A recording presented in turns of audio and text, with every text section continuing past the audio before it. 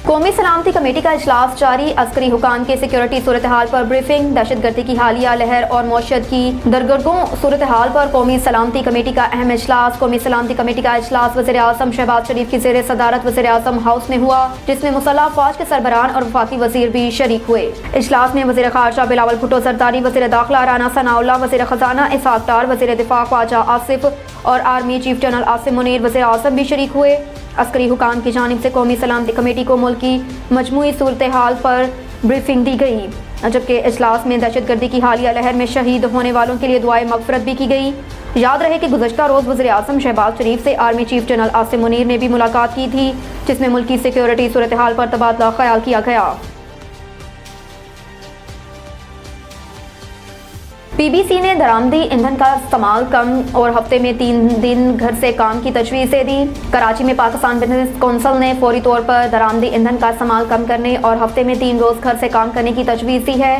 Pakistan business council की जानिब से जारी बयान में कहा गया कि पाकिस्तान को फौरी दरामदी ईंधन का इस्तेमाल कम करना होगा। इंटरनेशनल एनर्जी एजेंसी के 10 नकात पर OECD ममालिक अमल कर रहे हैं, लिहाजा पाकिस्तान को भी इन नकात पर अमल करना चाहिए। पाकिस्तान बिजनेस कौंसिल ने तजवीज़ दी है कि जहाँ मुमकिन हो वहाँ हफ्ते में 3 दिन घर से काम करना चाहिए। हाईवेज पर स्पीड की हद 10 किलोमीटर घंटा कम करनी चाहिए और मुल्क के बड़े शहरों में एतवार को गाड़ियां ना चलाएं, जबकि पब्लिक ट्रांसपोर्ट सस्ता करें। छोटे फासले पैदल या साइकिल पर तय करें। कार शेयरिंग से ईंधन का इस्तेमाल कम करें। पाकिस्तान बिजनेस कौंसिल ने तजवीज़ दी कि बड़े शहरों में मुतबादल गाड़ियां इस्तेमाल करें। माल बरादर गाड़ियों का मौसर इस्तेमाल करें। जहाज़ की जगह तेज़ रफ्तार रेल रात में इस्तेमाल करें। इलेक्ट्रिक और ज़ायद पायदार गाड़ियों का इस्तेमाल करें, जबकि मुतबादल मौजूद होने की सूरत में कारोबारी सफरी ज़रूरत कम करें। MQM धड़ों को एक करने का मिशन कड़े मरहले में दाखिल। गवर्नर सिंध की मुस्तफ़ा कमाल से मुलाकात। गवर्नर सिंध कामरान तस्करी ने कराची में रात गए पाकिस्तान सरजमीन पार्टी PSP के सरबराह मुस्तफ़ा कमाल से पार्टी ऑफिस जाकर मुलाकात की। इस मौके पर मुस्तफ़ा कमाल ने गुलदस्ता पेश करके गवर्नर सिंध का इस्तकबाल किया। मुलाकात के बाद कामरान तस्करी और मुस्तफ़ा कमाल ने मुश्तरका प्रेस कॉन्फ्रेंस की, जिसमें PSP के सरबराह ने कहा कि गवर्नर सिंध ने खुद को गवर्नर हाउस के दावेदारों के पीछे मासूर नहीं किया।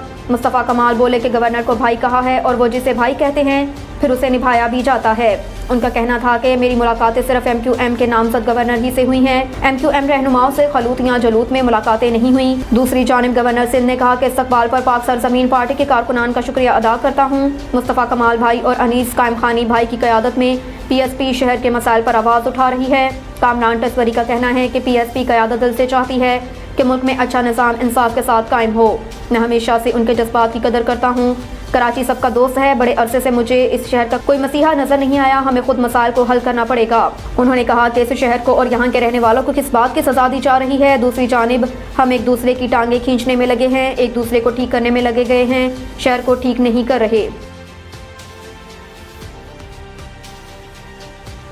गवर्नर KP ने हेलीकॉप्टर के इस्तेमाल से मुतल्लिक बिल पर इख्तलाफी नोट के साथ दस्तखत कर दिए। गवर्नर खैबर पख्तूनख्वा गुलाम अली का कहना है कि बिल पर दस्तखत कर दिए हैं, लेकिन इख्तलाफी नोट भी लिखा है। इख्तलाफी नोट लिखा है कि ये फाइनेंस बिल नहीं है। हाजी गुलाम अली ने लिखा कि जो लोग उससे मुतासिर हो रहे हैं वो अदालत जाएंगे, तभी सही फैसला आएगा। ख्याल रहे कि सूबाई असम्बली ने हेलीकॉप्टर के इस्तेमाल से मुतल्लिक बिल मंजूरी के बाद गवर्नर को दस्तखत के लिए भेजा था।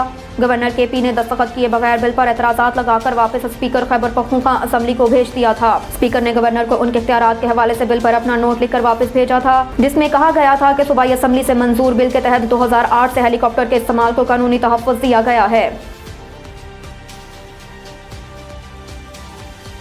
और इधर रावलपिंडी में रोटी और नान की कीमतें बढ़ा दी गई। पतेरी सुर्ख रोटी 15 रुपए, खमीरी सफ़ेद रोटी 25 रुपए, नान 30 रुपए, पराठा और रोकनी नान की कीमत बढ़ाकर 50 रुपए कर दी गई, जबकि चाय का फी कप कीमत भी 50 रुपए मुकर्रर कर दिया गया। सदर नान भाई एसोसिएशन शफी कुरैशी के मुताबिक सुर्ख आटा बोरी 10,000 रुपए और मैदा फाइन आटा बोरी 11,000 रुपए का हो गया।